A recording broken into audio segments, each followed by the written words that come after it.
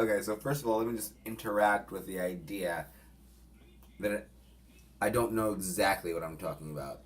I am responding to a narrative because I'm actually impassioned about it.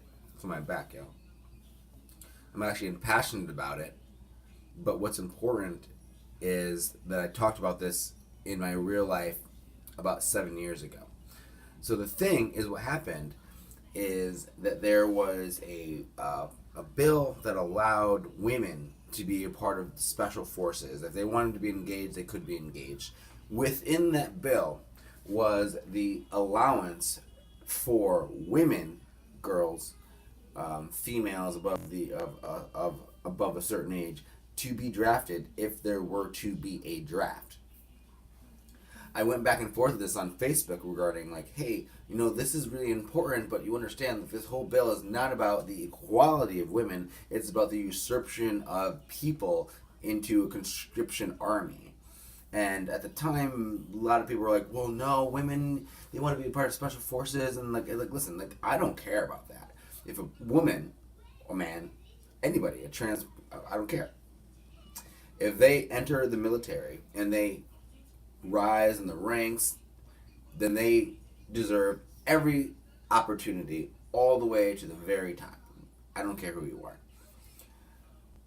But the problem with that was that they wrote in that if a draft were to be implemented, that now women could also be implemented in that draft. Now, this was during the Barack Obama years, and it was sold as a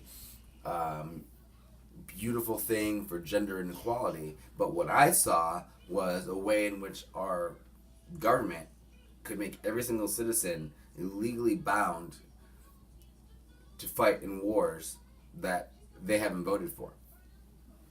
So now, with very little information, and I don't think I'm going to go too deep into this because I already know what the argument is, but with very little information, I see that there's now an outrage. And here's the thing. This is gender equality. Now, everyone can go for a draft. But what's so funny is that they gave these powers to the government. And then Trump got elected, and then they're terrified. I mean, and luckily he has not started a war. Venezuela. We'll put Venezuela over there for a second. He has not started a war.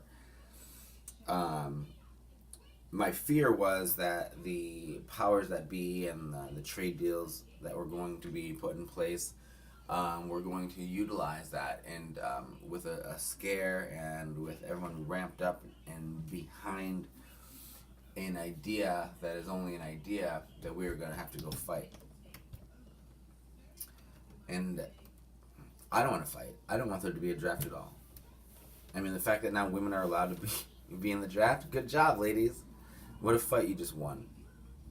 My son is trying to get in. 1 second. Come here, Wes. Up. Oh, you got that, Spider-Man? So, long story short, this is something that I knew about years and years ago, and no one cared because they all thought it was just about the equality of women. But what it was a grab of human resources for unconstitutional wars. So the next presidential candidate better be against war. Period. Because now men and women get to go to it. They better be against war. Because if you are voting against your interests for any politician that says they want to go to war. Because now the whole country, and you know what, all they have to do is just flip a switch. It's already been in place. I don't have bone spurs, and I'm too old. But I got kids. I'm out, yo. To my 16 subscribers, I hope you have a wonderful day. And thanks for coming to the end of this video. And just for you guys, if you made it to the end of this video, the way to boil water is to put 1 cup at a time slowly. Let the water slowly boil, because it will take a fraction of the time instead of putting the whole entire water in. Anyway, be well, everybody. No wars. Peace.